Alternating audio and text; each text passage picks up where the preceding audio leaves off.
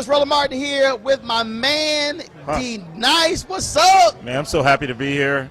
You have no idea how much love and respect. First of all, you make every party that I DJ, when you step into the room, that's when it becomes a party.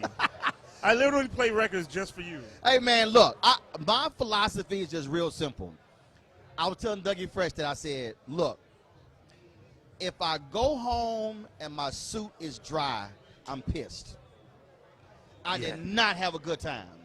But if I go home, I got to peel that sucker off. Oh, it was a glorious night. Man, and we've been a part of some memorable moments, bro. Yes. Oh, yes. Together. Oh, yes. Like you stepping on Coca-Cola stage or whatever. When I see you, I'm like, oh, yeah, we about to do this thing. Yes, sir. We about to do it. Now, the Coke thing is so funny because see, people thought that was planned. No, it was just straight up. I'm a guest of Coca-Cola every year at Essence. I didn't realize you and Kenny, so I was like, it was you, Kenny, Farnsworth. Yep. And then, oh my God, why is his name escaping me? Darren Henson. He was out there, went out there, crowd goes crazy, and we say, let's just go to another level. We took it there, man. Memorable moments, brother. Love you, man. And Kenny came to me, he said, yo, man, after that set, Coca-Cola was so hyped, he said, me and Nice taking this thing around the country. Yeah, we're about to do it around the country. I told Kenny, cash at me then. Absolutely. We owe you a check. We owe you. I said, cash at me, We Kenny. owe you a check, man. Man, let's talk about, so we talk about this at Essence. I had this video backstage, I think I posted it. And it is a personal pet peeve of mine, because you already know how I like a good party. It utterly kills me to be at a party and to see a virtually empty dance floor. Yes. And the DJ not changing the damn music. Yes. I don't understand that logic. A lot of DJs are selfish and they play for themselves. So the way I look at music, it's not for me. A hot party is not going to be me just playing music. I got to be able to watch people dance and see by the body language that I'm either playing this song too long or maybe I cut that other song off too soon, too quickly, which means that they really want to party and they want to, you may not be able to just play one verse of Flashlight. You may have to rock two verses of that so people can just find their groove. Right. But you can only tell that by like watching people and really paying attention to body language. A lot of people have a hard time reading it. Me, I know one thing. You don't just dance to old school. You dance to new school too. So it's like you got to be able to play a little bit of everything and do it seamlessly, effortlessly. And again, as somebody, I mean, I've seen it happen where you are not just looking down at the computer what's in front of you, it's studying the audience. Yes. And if you hit that one song and two and you see how they going, you're like, man, I ain't gonna just all of a sudden switch to something that's a new school. I'm gonna stay right there, stay in that zone, in that pocket, and just keep with it. And that is, and I tell people, I'm about to ask you about the next question. I tell people that's a skill set. Yes. That ain't just, I'm just up there. No. Just like what I do, just like what Dougie does, just like it's a skill set. It is a skill set that requires you to put the work in. You have to put the work in. Because I didn't always have that skill set. In the beginning, I used to play songs from, if the song started with like a string in the beginning, I played the song from the string, and one day somebody came over and was like, dude, you're not playing the records right. And I went and I started to study other DJs. But I didn't study hip-hop DJs. I studied house music DJs that actually blend records. That's why you rarely hear me scratching records. One, women don't find it to be sexy. They're not there for a rap battle, for a DJ battle. They want to have a good time, and they want those records, those transitions to be so smooth where it sounds like one long song and like one long party. I don't do too much yelling on the mic. I'm not screaming at you. Throw your hands up. No, I talk through music, and I don't even have a set, pre-programmed. I literally do it all live in front of you. I pick those songs based on who's there dancing. Somebody posted a photo. Okay. And I think I texted you. And I think I said, damn, is everybody today a DJ? Now, I remember that because again, as somebody, my craft is what I do in media.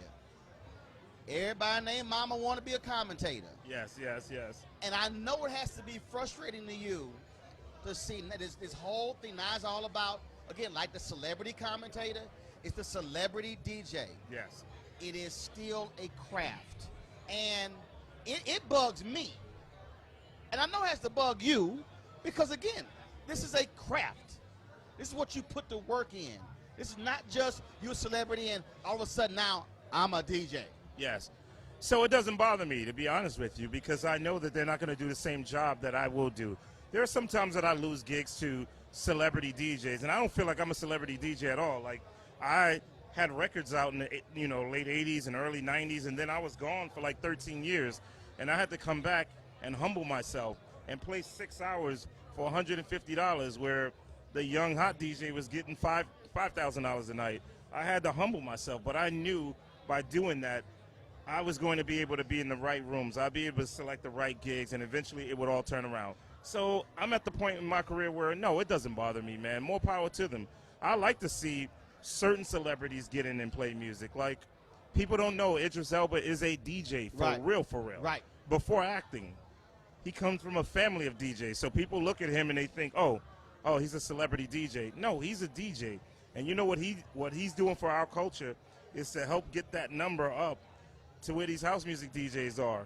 There's no reason why they pay like African American DJs so much less than what they're paying like these house music DJs. By Idris getting in there and doing his thing, it's opening the doors for so many more of us. But the key is he's put the work in. He's put the work in. And that's really what I'm talking about. That is, if you're going to do this, just like I tell people, if you want to be a television commentator, yes, I need you to put the work in. Put the work in. You can't be lazy. That's up there just winging it, because that's what offends me. It's the winging it. That's what offends me. There are a lot of DJs that wing it. There are a lot of DJs that are hot, that put the work in, that are bored right now, and they're winging it because they've done so many gigs. To me, every gig is special. I try to treat it like this is the first time you're ever hearing me. So I need to put the work in. I need to be great. I need to be focused. See, I think what you just described is sort of like for me when I talk about with the speeches I give. The thing is, I don't want somebody to go home and say, yeah, Roland, who's all right. No. I want somebody who said, I've heard him 5 times. Yes. He's killed it 5 times. I gave a speech somewhere, and so this sister came to me, and she was supposed to sing this solo after my speech. I said, you don't want to do that. She's like, what? I said, baby, you want to sing that song before I speak. She says, no. She says, no. I said, no, listen to me. You want to sing that song before I speak. I said, because I'm telling you right now, yes, when I get done, they ain't going to be here to sing your song. I said, I'm going to clear the room. I said, I'm going to have them on their feet. They're going to be full, and they're going to leave. And what happened? She sang that song before I spoke. When I finished, she's like, I'm so glad you told me that. She said, because, I would have been embarrassed trying to follow that. I said, I tried to tell you. I tell people, that's not arrogance. I know what I'm going to bring because I don't want somebody saying he was average. Absolutely. We are not average. Because I've been to some parties where some DJs got lit on social media. Man, so-and-so was whack, so-and-so was this, that, what, and they were all offended. But the reality is, that's the customer. And if a whole bunch of folks are saying the same thing over and over again, say, bro, that was on you. You know, and that's my thing. It's different. I've never, this straight up, this ain't kissing ass, nothing. I've never gone to one of your parties where you DJ, and folks left mad. Well, I will say this. I've never DJed where, I DJed once recently where someone was kind of upset, like, yo, you didn't give it 100%. And to be honest with you, I didn't give it 100% that night. And that night I wasn't feeling well, but I never told anyone that. I could have backed out of the gig, and I gave it what I had. Right. And to me, I wasn't offended by it. I was like, wow, my standards are different than the average DJ. When I see you in the room, and I'm not saying this to kiss ass either, I know I have to bring it. Bring in the funk, baby. Like, you're going to get on the dance floor, And you don't want to hear the same 5 songs that I played at the last party that you were at, because you know a lot of times we see each other multiple times during the night in different venues, because I'm trying to get all of the checks. Y'all, let me tell y'all something. I'm trying to get all of them. Let me tell y'all something. Okay, when you were Essence this year, how many gigs? What was it? 11 or 15? No, I had 14 gigs during Essence Fest. Yo, y'all need to I understand. had the main stage 3 nights, the Coke stage. I had parties. Because you brought in what was some scooter you brought in? I had a bird. They made me a customized bird scooter and shipped it to me to New Orleans. So I was in New Orleans while everyone was like stuck in traffic. I was on my bird scooter. I was just flowing by artists. They're like, yo, where are you going? To the next gig, you know, and I figured that would be the best means of transportation. Look, man, I don't play around when it comes to work. And the thing is, I used to be upset, because a lot of African Americans didn't hire me in the beginning. You know, you would think as much as I do now, they really didn't hire me, like my own people. So I had to go play rock and roll music. But Wow. the beauty of it is I built a name on that side, and then I came back to us. So I get to play everywhere. So one night I could be playing for, Jerry Seinfeld, and then immediately go and play a Dave Chappelle set, and it's all different music.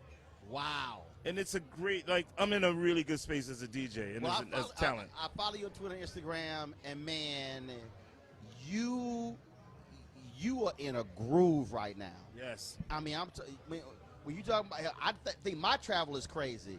I mean, you crisscross the country. You got folks sitting in private jets, whatever. And the thing, you said something earlier. I saw this one documentary, and they were talking about how some of these white DJs and just the crazy money they get paid. Yes. And that income inequality is still real. It's real. For the culture that we created, it's still real. That we created. Yes. And I think people don't get that. They don't. And then some of our people, I'll have some people hit me, how dare you charge that much to speak? And I'm like, he charged $50,000 and ain't gonna kill it. Not gonna break a sweat. Ain't gonna read a prepared speech. I don't even write speeches, so all my shit's original. I love it. All this time I thought you were writing speeches. So No. this is just all you on the fly. No, I don't. Speaking from the heart. I don't write Yes. 3 points. I don't write the title. I literally. It's an organization. I see what their theme is, what they want. I let it marinate. I let it marinate. What happens is when I walk into that room, Yes. when I walk into the room, I feel the room. I allow God to speak to me in the room. Then when I sit down, and I sit there, and I might be talking to the organizer and their organization and what they do, what are issues in the city, whatever, okay, the problems they're having, what are they facing or whatever, what are some of the drama internal with the membership. I take all of that data, and by the time I get to that microphone, It's there. I will pull all that together, and it comes out in that 30, 45, 1 hour speech. And people have told me, they came to me and said, would you speak 15 minutes? They said, hey, can you do 25? I'm like, fine. They go, hey, can you do 40? I'm like, y'all, just tell me what's my time limit? That's it. And That's a real skill set. that's everyone. I literally don't jot anything down. Yes. Not one word. I gave a speech to the New York Puerto Rican legislators, and I was agitated because what I felt in that room. And they kept coming to me and said, you need anything? I said, no, I'm good. And I barely was speaking to anybody because there was some bullshit in that room. And when I got to that microphone, let it rip. You know, we need to figure out, and I'm just not just saying this for your show. We should figure out something that we can do together that kind of blends what you're doing and what I'm doing. So even if you're giving a speech somewhere, I'm rocking them, and we just do it together, bro. So you clearly didn't see this tweet.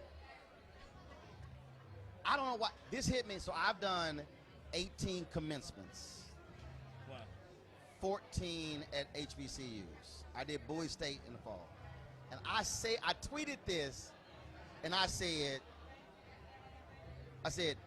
I want D-Nice to DJ a commencement speech. Wow, I didn't see that tweet. I'm telling you, I was sitting there, I was like, I said, I said, what if he did a commencement speech and he DJ'd it?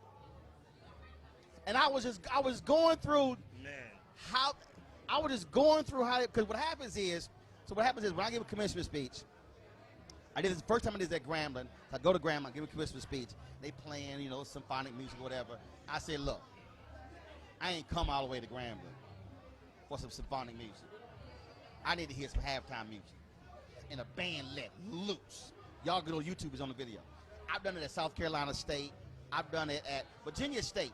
The band and the choir, they weren't there. So I said, who in y'all class can sing? Brother came up. Stillman College, they had a choir, no band. I saw a choir director, I said, I'm going to give you a look. And now I need y'all to sing a black gospel song, not that choral stuff. So I turn out graduations. Man. And after Bowie State, I literally said, if D-Nice DJ'd a commencement speech. Oh, we would kill it, man. Seriously, I posted that. I'm actually gonna go through your tweets because I need to see that. I need a screenshot. And I was thinking through, yes, what would that be like? Let's work on it. Okay. Now see the thing about it is, because I don't write them, it's like you're gonna be sitting there having where's he going? What's the right song to fit what he's talking about? Cause I can't plan it. No, but you said something earlier though. You said you don't have any points. You don't take down points or whatever, right? So, but you kind of know exactly what it is that you or where you want to go. So if I knew that, I would be able to just kind of create a set of certain songs that I know I could put in there. I mean, we could figure it out. But then I've changed it, walking from my seat to the mic. Oh well, I can change it too. I can change it. I'll tell by your body language. You know what I'm saying? Hey, I'm with it though, man. I'm with it. I literally put that out there. I said I don't know what the hell I was thinking. I was like, that would be interesting. Man. I said, interesting way to do a commencement. Because right at TSU, Brian Courtney Wilson had his hit song, and I was like, I said, Brian, why don't you come sing your song at a graduation? Because he lived in Houston. He's like, man, he said, man, that would be awesome. So right before I spoke, I said, I got a surprise for y'all. And he killed it. Killed it. Oh, wow, that's awesome, man. I killed it. Well, we got to do something together. I'm looking forward to it, bro. I'm looking forward to it. I talk about all the travel you're doing, all the things that you're doing, man, and you talked about sitting out for 13 years, but so how does it feel when you're crisscrossing the world and just going DJing from the White House, to your point, private parties, corporate gigs, or whatever, and you think about where you started? Sometimes it's surreal, but then when I think about from a perspective of, that God doesn't give you something that you can't handle, because even through the hard times when I had no money, I never gave up my faith and the focus. I knew what I wanted, and I knew it was going to take a little bit of time and work to get there, but I knew what I wanted. So I heard Doug talk about never working for anyone. I never had a job ever. I started making music at such a young age out of high school. I was producing everyone, sold millions of records, and then by the time I was 22 years old, I was considered old school, and I had to figure this out. Once the clapping stopped, it was like, well, what's next? Got no choice. And at 22 years old, how am I old school? And it was a rough time, and a lot of it had to do with ego. I didn't want to go and get a job. I knew that I was great at what I was doing. I always wanted to own my thing, and I knew that this was going to be the way for me to start other businesses. And man, by the grace of God, 7 or 8 years later, I was able to come back, but not as a performer. I looked at creativity, creativity is creativity, right. No matter what form it takes. Right. The same way that I can produce music, I should be able to produce television, or I should be able to produce, films. What I ended up doing was I started a creative services agency called United Camps, and I was building websites and doing online marketing. So the people that I built websites for are all huge, like Diary of Alicia Keys. I coded that website. When Luther to AT&T to I was doing online marketing for the G-Unit shoot. So I came back on the scene not as a performer, I came back as a creative Right. with my own company, and because I used to sit over the shoulders of other programmers to learn how to write code. So I returned to the scene doing that. And then DJing was like, I was sitting in a meeting with Paul Fireman, who was the CEO and the founder of Reebok, and Steve Stout, and Q Gatson, and Chris Lighty, and we were just talking about the G-Unit marketing. And one of the guys walked into the meeting. He's senior vice president of Reebok, walked into the meeting, and he told me he'd written his thesis on one of my songs for my first solo album. And that was the point when I realized that all the years that I had ran away from being D-Nice the artist, the people that bought the records are now CEOs. They're now CEOs, or they're like senior vice presidents of record companies, of Fortune 500 companies. These are the same people that listen to the music, that the music got them through school. So instead of running away from that, I decided that I wanted to do an after-work mixer to invite my clients out, because now I can afford it. Right. I went from making no money to where I was building websites for like $200,000 a website, and I only had 3 people working for me, so I did very well with my business. So I could afford to like throw parties, but I couldn't find a DJ that would play everything, like Earth, Wind, and Fire and Jay-Z. Right.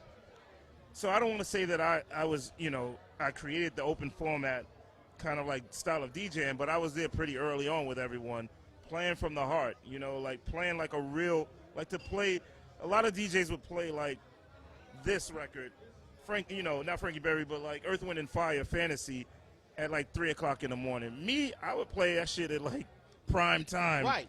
Just because I'm like, I don't want to play this other record right now. I want to play this. And that became my thing. That became my style, where a lot of older people and a lot of younger people, it was kind of like this melting pot of music. Yep. And everyone got a chance to hear the songs that they wanted to hear during that night. And because I started doing that, it just took off. And it was one Super Bowl, 2015, was really what did it for me. Super Bowl in Detroit. I opened up for, I'll leave his name out because most black people hate him now, but I don't agree with his politics, but what I will say, actually, I'll tell you what it is. Kanye? I was opening up for Kid Rock. Okay, got it. Right. He actually helped take my career to the next level. Okay. In terms of like private event DJing, he gave me a shot, and that shit took off. So I was doing Super Bowl to the Oscars, and I never looked back. So it was a very important time in my life. I had to make the choice to either continue building websites or to follow this passion of music. I decided to shut down my business and to fully follow this passion of music, because I wasn't even making and playing the types of gigs that I play now. It was just something that I believed in. So you were doing music, you start, and then it tops out. Yep. Then you go to the bottom, you're doing websites, go up, then you start over again. Start over again. Wow. And now it's been great. I've had this 15-year run of DJing that is unmatched by any of my peers, because no one left the scene and came back. Most people continued to do it. Me, I had to start all over again. Now where did the Burns and Nice thing start? Nice and Burns, I used to do parties. I always saw you, just you. Oh, you. yes. And all of a sudden I was like, so we do maybe 5% of my gigs are with Kenny. We do Nice and Burns because it's a fun party. It's like Kenny and I are pretty much, I'm like 3 years older than Kenny, but for some reason he has this extremely young following. I don't know how the hell he did that, but his following is extremely young. Right. And my following is probably like 50-50. Right. Most of the older people don't really know who Kenny is, and most of the younger people that come out probably don't know who I am. But when we're together, it's this crazy party of Kenny, and we know how to read each other. Yep. We know, I can tell Kenny when it's it's a little too much yelling and screaming, calm down. And he can tell me, it's a little too much old school R&B, D. Let's play some slow songs in the middle of a party. You couldn't do that just as a DJ, get into mint condition without having someone on the mic that makes everyone feel like in the middle of this party at 12:30 a.m. that mint condition is the way to go, and this is going to be sexy. But see, that's what I love about it. It's love fun. about it because you still into it. So even though you're here in the partying level, you don't go here. You're still here. You're still there. And it's so different. You like, phones. Yes, it's crazy. It's fun, man. So Kenny is my brother. I love rocking with him. And, you know, we got to still cater to our respective audiences. You know, Kenny still does, he does a lot of corporate hosting and everything. Does a lot of clubs. I don't really do that many clubs. You know, me, I'm private event king. You call me, I'm there. You know, and but it's a great combination when we work together. Where photography come from? So photography started back when I was rapping. I was always taking pictures back on the tours, you know, when we were touring with Ice Cube and Ice-T.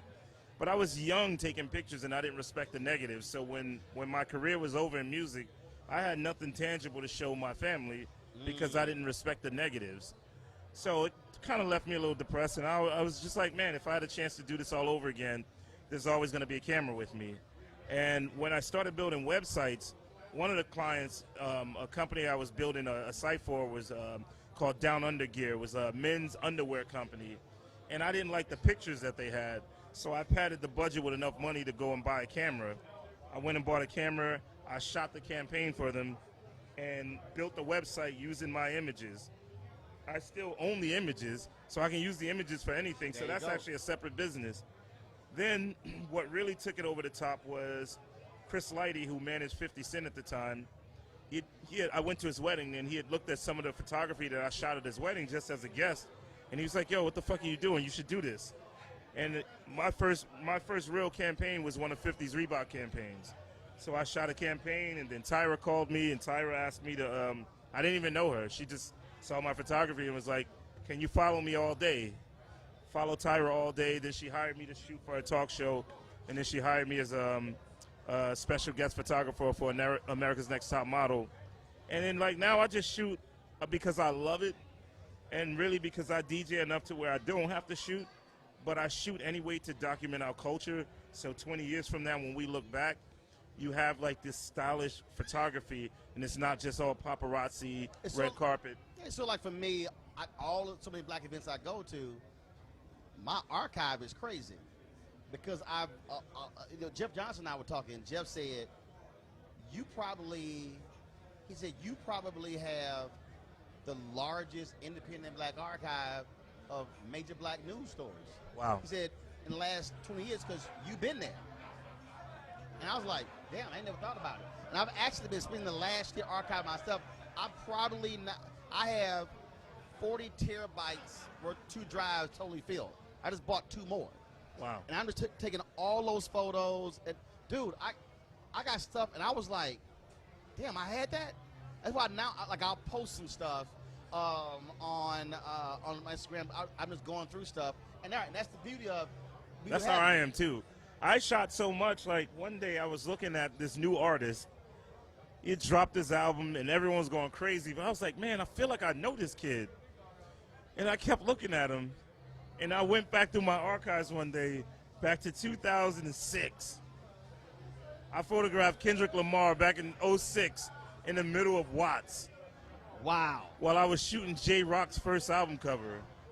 So I've done so much photography, I just don't talk about it. Right. Because it was like kind of like my little hobby thing. But here's how I knew you were here. I saw you at the corner of my eye taking pictures, and I went, that damn D-Nice. Of course, man. Come on, man. We got to document our culture.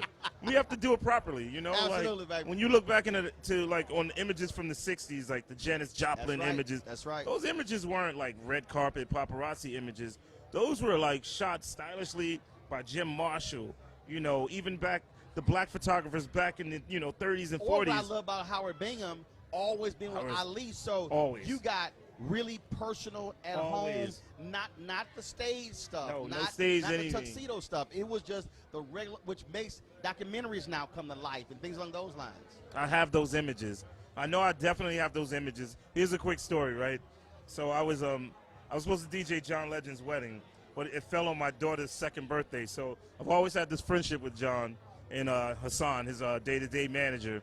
And one day I was doing a show in Atlanta, ran into Hassan, and Hassan was like, oh, we got a show in Niagara. So here's the thing about me and photography. I like to photograph artists all over the world. Like, I don't want all of my images when my book is released to have, like, every artist, I photographed them in New York. Right. So when he told me that John he's going to be in Canada, I was like, dude, I'm going to do my show, and then I'll fly to Canada tomorrow. so I could take some pictures of John backstage. I totally forgot my passport at home, but I always have my passport card. I did my show in Atlanta, bought a ticket to Buffalo, jumped in the car, drove from Buffalo to Niagara on the Canadian side. John had a hotel room for me. I went to the show. After he performed, he was like, all right, let's shoot. We're walking down the hall. I took 2 pictures of John, and then I was like, all right, I'm good. And then John looked at me like, you came all this way to take 2 pictures? I was like, bro, I didn't want it to be staged. I wanted a candid moment, and I got the candid moment I need. I don't need any extra. 2 pictures. 2 pictures. The images are beautiful of just John being John, looking at admiring all of these images, and you can't see the faces. It just, because of the aperture that I use, it just looks like art, and it's beautiful. And it's like, this is what I needed for my book, and I'm good. So that's what I'll do anything for photography, man. Hey, man. Well, that's awesome. Brother, Appreciate you know I love what you do. Yes. Always, My family for always life. there to have a party, have a good time. And this is a true story. I was in New York City for something, and I'm like, yo, I'm stuck in a hotel room. My event's the next day, and I'm like, man, what in the hell I'm gonna do?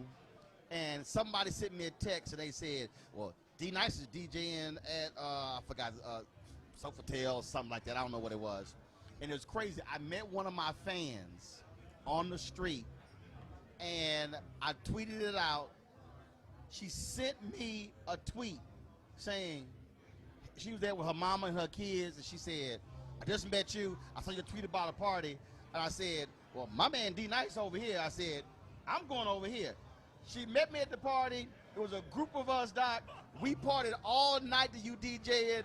I love it. And that's true story. I love it. You know, That's I how we love do it, brother. Baby, Always, keep doing man. your thing, baby. I'll see you at the next party. Yes, sir. All right. I appreciate it. You want to check out Roland Martin Unfiltered? YouTube.com/Roland S. Martin. And subscribe to our YouTube channel. There's only one daily digital show out here that keeps it black and keep it real. It's Roland Martin Unfiltered. See that name right there? Roland Martin Unfiltered. Like, share, and subscribe to our YouTube channel. That's youtube.com/Roland S. Martin. And don't forget to turn on your notifications so when we go live, you'll know it. Hey everybody, this is your man Fred Hammond, and you're watching Roland Martin, my man, Unfiltered. Hi, this is Essence Atkins, and you're watching Roland Martin Unfiltered. Hey, yo, Peace World, what's going on? It's the Love King of R&B, Raheem Devon, and you're watching Roland Martin Unfiltered. Hi, my name is Brescia Webb, and you're watching Roland Martin Unfiltered. Ow. Well, I like a nice filter usually, but we can be unfiltered. What's going on? This is Tobias Trevelyan. And if you're ready, you are listening to and you are watching Roland Martin Unfiltered. What's up? I'm Lance Gross, and you're watching Roland Martin Unfiltered. Hi, this is Cheryl Lee Ralph, and you are watching Roland Martin Unfiltered. I mean, could it be any other way? Really? It's Roland Martin.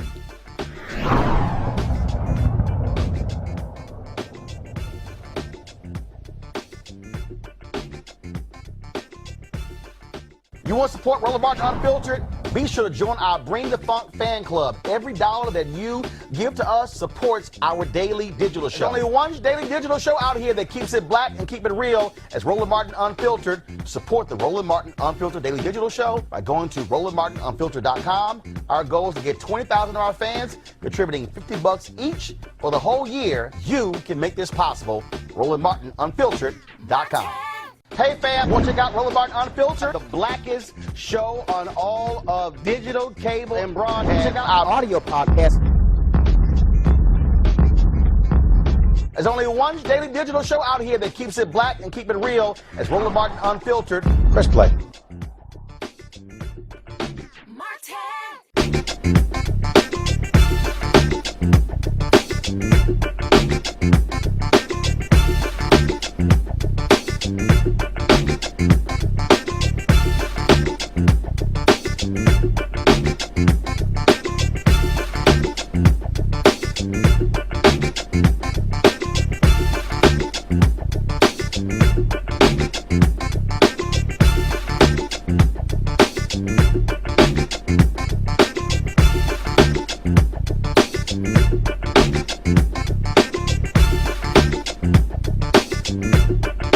You want to check out Roland Martin Unfiltered? YouTube.com/Roland Roland S. Martin. And subscribe to our YouTube channel. There's only one daily digital show out here that keeps it black and keep it real. It's Roland Martin Unfiltered. See that name right there? Roland Martin Unfiltered. Like, share, and subscribe to our YouTube channel. That's youtube.com/Roland S. Martin. And don't forget to turn on your notifications so when we go live, you'll know it. Hey everybody, this is Sherry Shepherd. You're watching Roland Martin Unfiltered, and while he's doing Unfiltered, I'm practicing the wobble. Yes, I am. Because Roland Martin's the one, he will do it backwards, he will do it on the side. He messes everybody up when he gets into the wobble, because he doesn't know how to do it, so he does it backwards. And it messes me up every single time. So I'm working on it. I got it. You got Roland Martin. Hi, my name is LaToya Luckett, and you're watching Roland Martin Unfiltered. What's going on, everybody? It's your boy Mac Wilds, and you are watching Roland Martin Unfiltered. What's up, y'all? It's Ryan Destiny, and you're watching Roland Martin Unfiltered. What up, Lana Well, and you are watching Roland Martin Unfiltered.